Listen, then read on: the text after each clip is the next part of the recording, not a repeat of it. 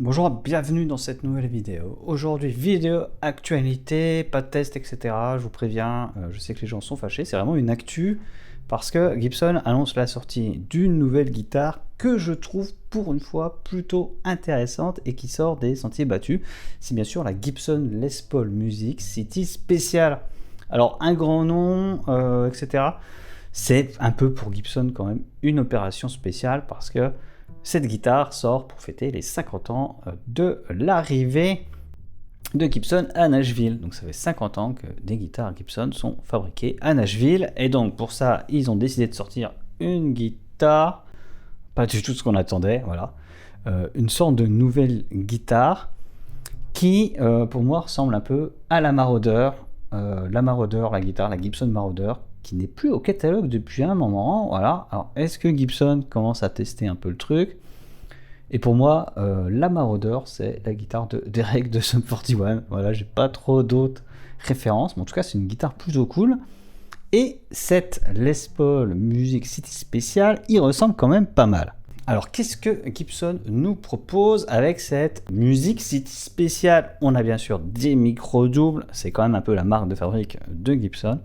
On a un profil de manche ultra slim, apparemment, il semble assez fin.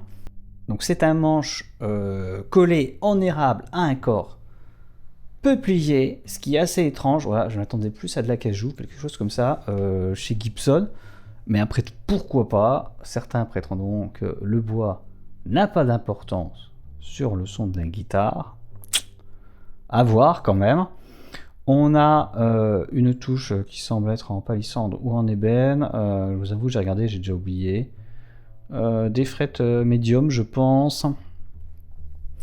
Et puis les micros, donc ça je vais vous confirmer, par contre c'est intéressant. Voilà, c'est des 70 Tribute, mais on parle d'une guitare qui est dans l'esprit Gibson de 1975, donc d'il y a 50 ans, donc tout ça, c'est pas illogique du tout.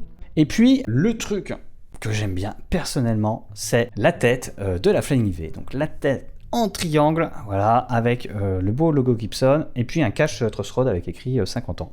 Donc tout ça c'est quand même assez cool. On a une guitare un petit peu forme Les Paul, des micros doubles pour envoyer, une tête sympa, le bon nom Gibson pour les gens qui veulent un instrument de cette maison quand même historique qui a marqué l'histoire de la musique.